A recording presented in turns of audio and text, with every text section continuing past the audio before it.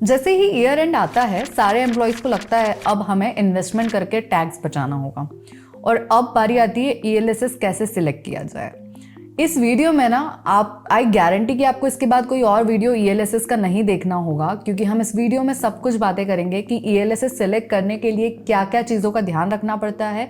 In fact practically हम select करने की प्रोसेस देखेंगे और तो और आपको पता चलेगा कि ये कितना ईजी है। टेक्निकली इस वीडियो में it's everything about ELSS, so stay till the end. Hi, I am Priyanshi सिक जी।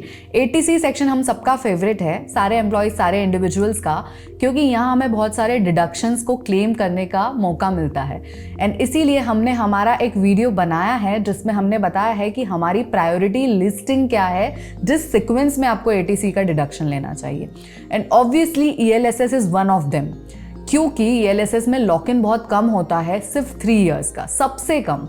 और ये लॉक इन वैसे होता है कि अगर आपने ईयर एंड में पैसा लगाया है तो 3 साल तक यहाँ से काउंट होता है, बट अगर आपने एसआईपी फॉर्म में स्टार्टिंग में लगाया है तो वो वहीं से 3 इयर्स काउंट होता है।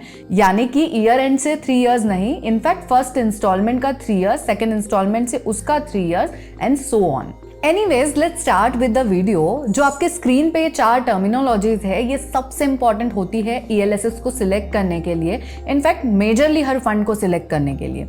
हम अभी क्या करने वाले हैं, इन टर्मिनोलॉजीज को पहले समझेंगे एंड उसके बाद प्रैक्टिकली अपने लैपटॉप में जाकर समझेंगे कि इनको फिल्टर आउट कैसे करते हैं। इसमें हम सबसे पहले डिस्कस करेंगे what is expense ratio. Expense ratio basically जितना भी इस फंड को मेंटेन करने के लिए आपको कॉस्ट इनकर करना पड़ेगा वो रेशो है, जिसमें ब्रोकरेज होगा, मैनेजमेंट फीस होगी, एटसेट्रा एटसेट्रा। जनरली ये 1% से कम होना चाहिए। तो अब आपको लग रहा होगा कि जब ये 1% से कम ही होगा तो इतना एम्फेसिस इस पॉइंट पर क्यों?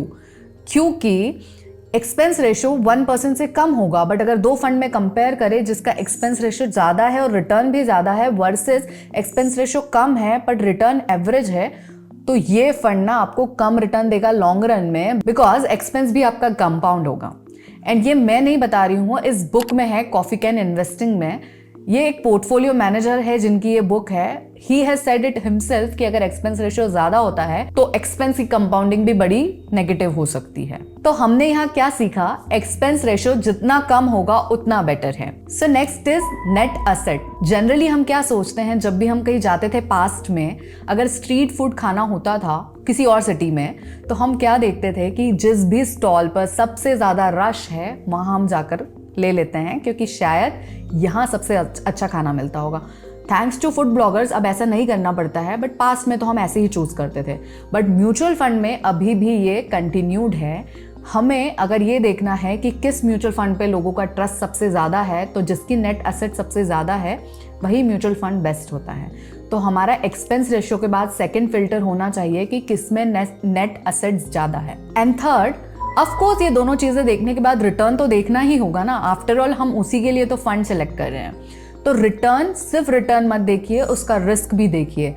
एज इन 3 ईयर कैगर और 5 ईयर कैगर जिसका ज्यादा है बट कंपैरेटिवली उसकी रिस्क कितनी है वो स्टैंडर्ड डेविएशन से पता चलेगा। यानी कि अगर एक फंड में रिटर्न तो 40% है बट उसका रिस्क बहुत हाई है, तो अगर आपका रिस्क टेकिंग एपेटाइट ज्यादा है तो ही वो फंड आपके लिए काम का है। तो ये कंपैरिजन भी जरूरी है। अब नेक्स्ट 2 छोटी छोटी चीजें हैं, Sharpe ratio and alpha ratio. What is this? Sharpe से आपको पता चलता है कि रिस्क फ्री सिक्योरिटीज से कितना ज्यादा रिटर्न ये फंड आपको दे पाएगा। एंड अल्फा से आपको पता चलता है कि आपका जो फंड मैनेजर है वो जो मार्केट का फंड है जिसमें रिस्क स्पेसिफिक है उसको बेंचमार्क रख के कितना रिटर्न ज्यादा दे पाएगा। अगर अल्फा 0 से ज्यादा है, इसका मतलब आपके फंड ने मार्केट जितनी रिस्क उठाकर भी मार्केट से ज्यादा रिटर्न दिया है। And same goes with Sharpe ratio. अगर शार्पे रेशियो ज्यादा है, मतलब कि रिस्क फ्री रिटर्न से आपके फंड ने ज्यादा रिटर्न दिया है, तो ऑब्वियसली ये दोनों चीजें हायर द बेटर। अब हमने काफी थ्योरेटिकल बातें तो कर ली है, अब हम इनको लैपटॉप में चलकर और समझते हैं कि फिल्टर्स कैसे लगाते हैं, कौन सी साइट पर हमें इसका क्लियर विजन मिलेगा एंड एवरीथिंग अबाउट दैट। सो एक साइट है वैल्यू रिसर्च ऑनलाइन। हम इस पे जाएंगे, ये हमारी स्क्रीन है जिस पे हमको दिख रहे हैं कुछ ऑप्शंस, जिसमें से हम सिलेक्ट करेंगे फंड्स में से best tax saver funds. When we click on this,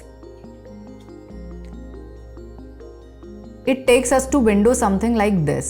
जब हम स्क्रीन पर आते हैं तो हमको ये स्क्रीन कुछ इस तरीके से दिखती है। इन फिल्टर, यहाँ पे जो 4 फिल्टर अप्लाइड है, हम इसको चेक कर लेते हैं क्या ये रेलेवेंट है। जब ये देख रहे हैं तो यहाँ पे हमें दिख रहा है एक फिल्टर है फंड कैटेगरी का, विच इज ट्रू, क्योंकि हमको ELSS ही सिलेक्ट करना है, क्योंकि हमको टैक्स भी सेव करना है। Second filter is open ended, which is good. अब ये रेटिंग है, ये फंड हाउस की रेटिंग है, 4 स्टार एंड 5 स्टार। वैसे तो ये रेटिंग उनके इंटरनल किसी प्रोसेस से डिसाइड होती है, बट उनका एक्सपीरियंस इतना है कि हम इस रेटिंग को एम्फेसाइज करके इसको भी सिलेक्शन करेंगे। And why I have not only selected 5 star rating, क्योंकि 4 स्टार रेटिंग में हो सकता है कुछ फंड्स रिस्की हो, बट हमारे रिस्क एपेटाइट के लिए हमको वो अच्छे लग सकते हैं। सो 4 स्टार रेटिंग भी हम सिलेक्ट करेंगे। अब इस फील्ड को अपडेट कर दीजिए।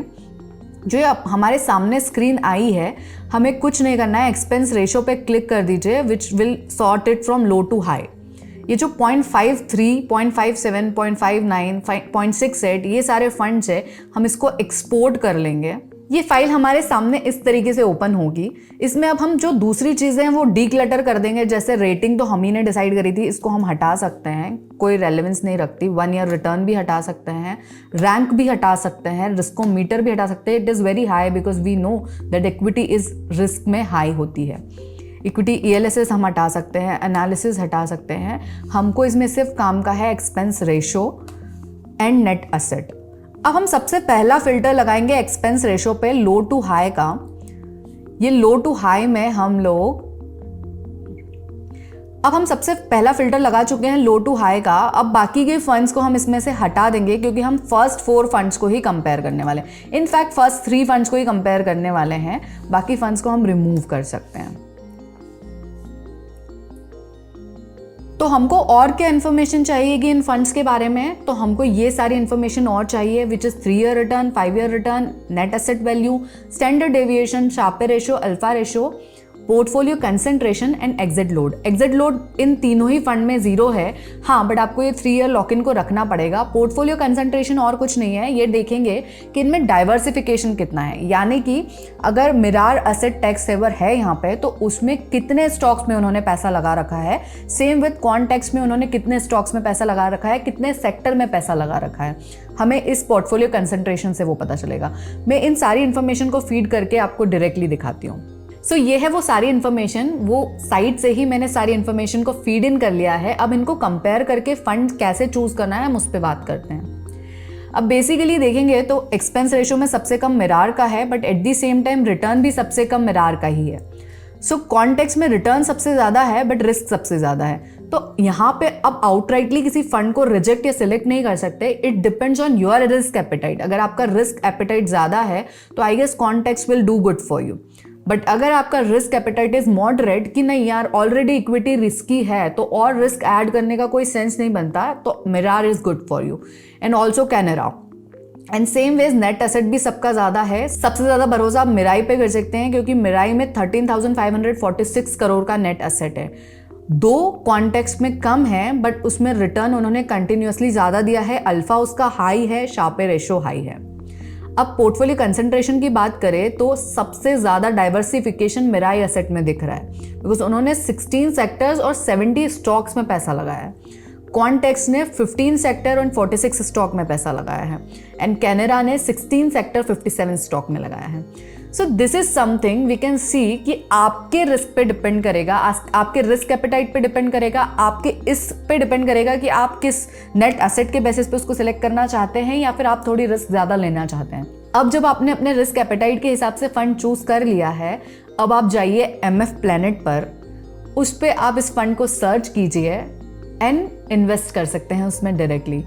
अगर आपको क्लैरिटी नहीं आए तो आप सिर्फ साइन अप करके छोड़ सकते हैं, एग्जीक्यूटिव आपको कॉल करके एंड आगे की प्रोसीजर में हेल्प कर सकते हैं। इनफैक्ट अगर आपको कोई क्वेश्चन भी होगा तो वो भी हैंड होल्डिंग के थ्रू रिजॉल्व हो जाएगा। आप सिर्फ MF प्लैनेट पे साइन अप कर सकते हैं। पोस्ट नोट ये है कि अभी तो हम ना ईयर एंड पे डिसाइड कर रहे हैं कि कौन सा फंड बेटर है, किस में इन्वेस्टमेंट करके टैक्स प्लानिंग कर सकते हैं, बट नेक्स्ट ईयर ये बात ध्यान रखिएगा कि फंड को ना फर्स्ट टाइम से SIP स्टार्ट कर दी जाए, फर्स्ट मंथ से, क्योंकि आपको एवरेज रिटर्न ज़्यादा मिलेगा। कैसे? क्योंकि हो सकता है अभी तो आपने एंड में किया है, आपके पास ऑप्शन नहीं है, मार्केट अभी हाई पर है, बट अगर आपने स्टार्टिंग में किया होता तो आप एवरेज बेनिफिट ले पाते। So keep this in mind और नेक्स्ट ईयर की प्लानिंग इस वीडियो को देखने के बाद स्टार्टिंग से ही स्टार्ट कर दीजिएगा and follow us for more such information, क्योंकि हम ना सिर्फ ELSS दूसरे म्यूचुअल फंड के वीडियोस भी जल्द ही लाएंगे और शेयर मार्केट बिगनर्स के भी वीडियो बहुत इंटरेस्टिंग तरीके से लाने वाले हैं इस चैनल पे। Follow us for that.